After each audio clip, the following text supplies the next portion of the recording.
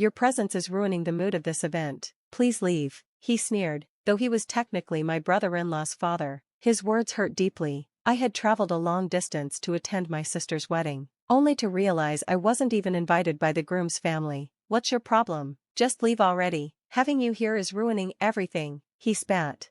Realizing that I wasn't welcome, I nodded silently. I understand. I'll leave, I said before stepping outside and calling my husband.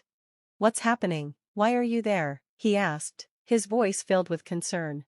I was asked to leave, so I did, I replied, offering no further explanation. What does this mean? He muttered, his eyes shifting to the groom's family, who looked back without remorse. My name is Lisa, and I'm 32 years old. I live with my husband, who's 11 years older than me. The only family I have left is him and my younger sister, Summer, who is 10 years younger. Our father left when I was just 10, and we were raised by our mother alone. She worked endlessly to support us while I took care of Summer. We managed until high school, but eventually, the exhaustion caught up with our mother, and she passed away, with no other family. Summer and I had to take care of ourselves. What are we going to do now, sis? Summer asked, fear in her eyes. Don't worry, I'll figure it out, I reassured her, even though I didn't know how. I got a job as a clerk at a small company. The pay wasn't much, but it was enough for me to start. Over time, I took on more tasks. The boss was kind and supportive. Lisa, would you like to earn a qualification? He asked one day. A qualification? Yes, it's specialized, but we need someone with qualifications, and I think you're capable, he explained. Would this be after work hours? Don't worry, we'll cover all expenses. I'm asking as a favor, he added, his sincerity making it hard to turn down. I agreed, thinking about Summer and her growing needs as she entered middle and high school. Don't overwork yourself, sis, Summer would often say. Don't worry about me, once you finish school, you can do whatever you want, I told her. As Summer neared high school graduation, she thought about working. I encouraged her to aim for college, but saving for tuition on my salary was tough. I considered switching jobs and, when I spoke to my boss, I was relieved to find he understood. I completely understand, he said. Actually, I know someone who's starting a new business and they're looking for someone like you. A new company? Yes, don't worry, it's being run by a capable person, and the business is already doing well, he assured me. The new company offered similar work, and although it was a bittersweet farewell, I left. I've been thinking of closing soon anyway, he said. You've done more than enough here. After 5 years, his kind words moved me to tears.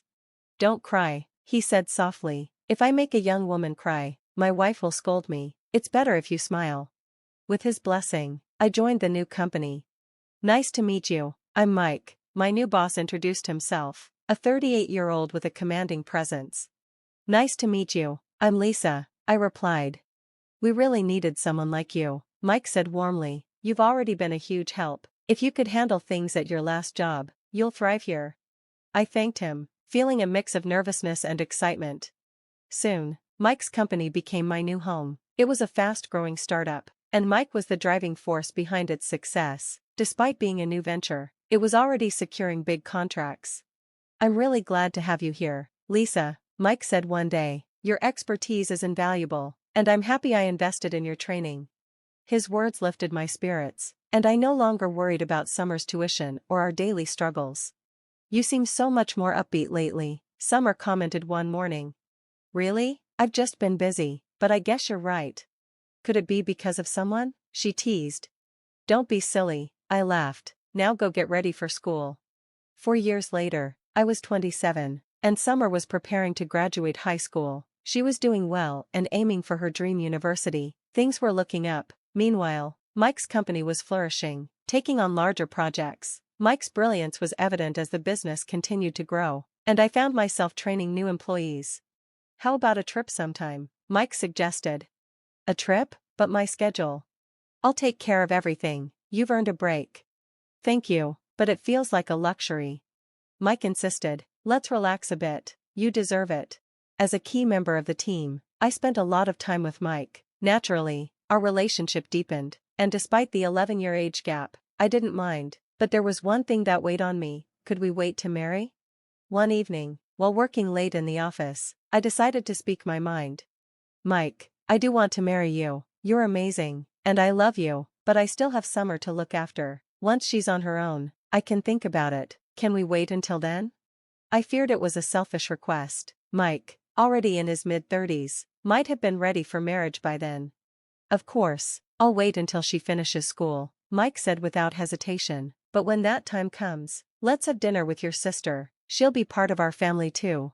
I was deeply moved by his understanding. From then on, the three of us spent more time together. As Mike's company stabilized and Summer neared graduation, we decided to take a trip together. It was an unforgettable experience, one we hoped would never end.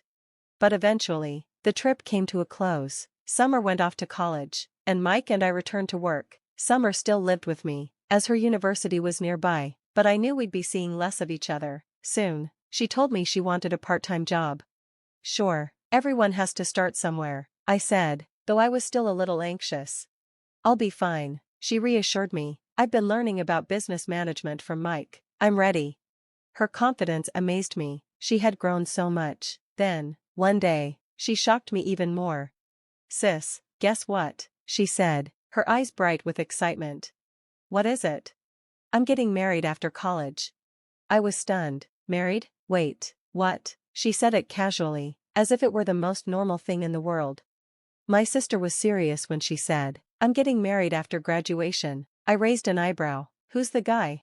You don't know him. Well, maybe you do. Don't even try to guess, she teased. In the middle of her junior year, she dropped a bombshell. It completely caught me off guard. She had a habit of making random, surprising statements, but this was different. The word marriage stirred up emotions I wasn't ready to confront, especially when it came to Mike and me. Remember the business seminar? She asked. I met a guy there. He's planning to start his own company, and he's a good guy, so I thought, why not marry him? I couldn't help but respond. Marriage isn't something you jump into, it's a major commitment. I wanted to speak my mind about our parents and the mess they caused, but I kept it in check. She looked at me seriously.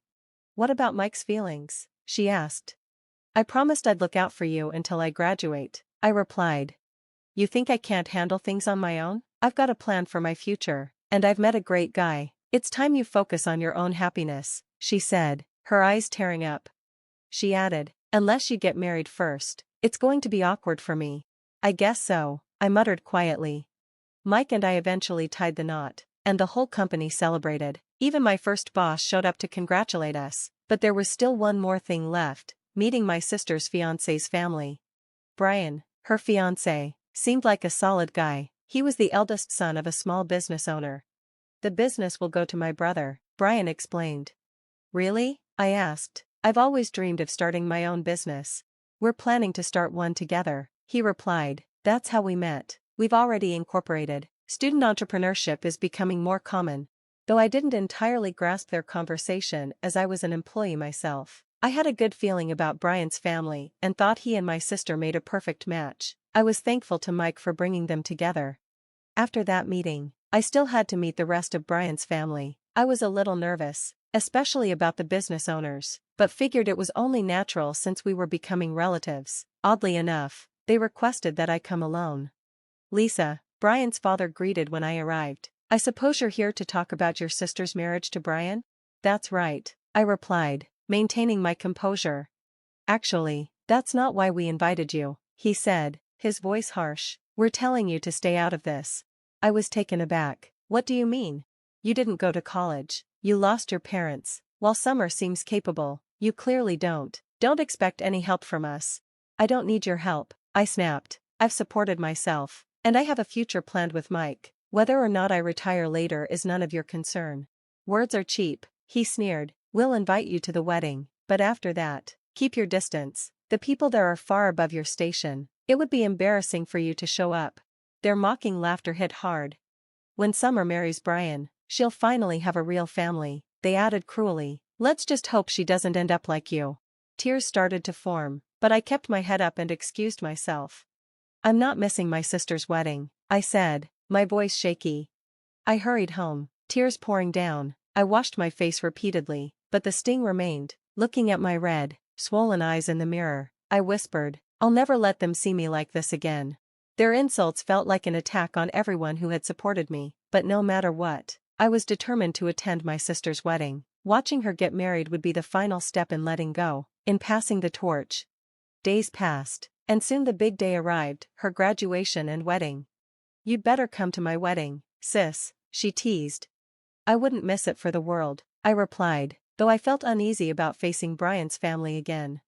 The venue was grand. Guests wore elegant outfits, radiating wealth and status. I felt like an outsider, but kept my composure. At the entrance, I showed my invitation, and a staff member escorted me to a private room. As soon as the door opened, mocking voices greeted me. "So, you really showed up?" Dustin, Brian's younger brother, sneered. "You have no idea about social cues, do you? You're ruining the prestige of this place by being here." His father added, "We invited you, but we expected you to know better. Get the security to remove her," Dustin ordered dismissively. The insults kept coming. I stayed silent until they crossed a line. "What if Summer turns out like you?" Dustin spat.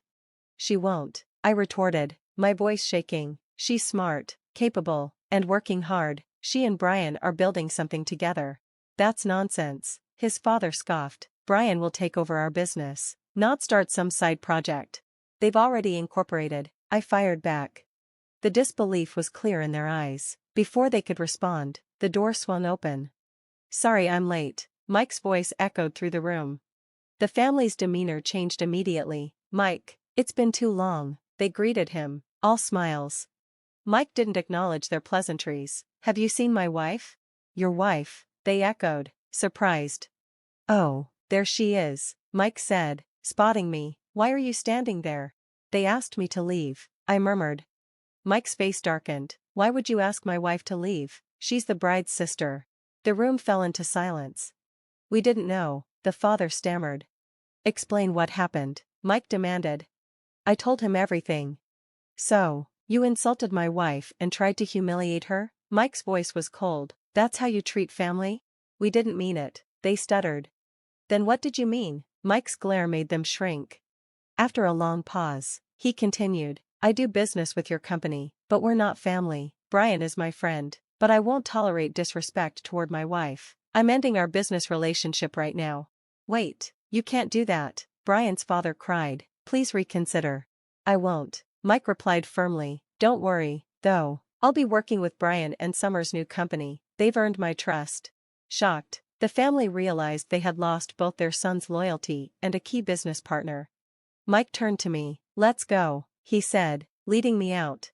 The wedding proceeded without further drama. Brian and Summer began their new life together, focusing on their business. Meanwhile, Brian's family faced the fallout of their actions, with their company suffering as a result. Life moved forward. One evening, I placed my hand gently on my belly, filled with a mix of excitement and nerves. When Mike came home, I greeted him with his favorite stew and a big smile. "I've got news," I said, guiding his hand to my stomach. His eyes brightened. "Really? That's amazing." He hugged me gently. With a baby on the way, our family was growing. Though challenges were ahead, I knew we would face them together. We were building a loving home, with hope for the future. Thanks for watching. See you again in the next video. Stay stunned.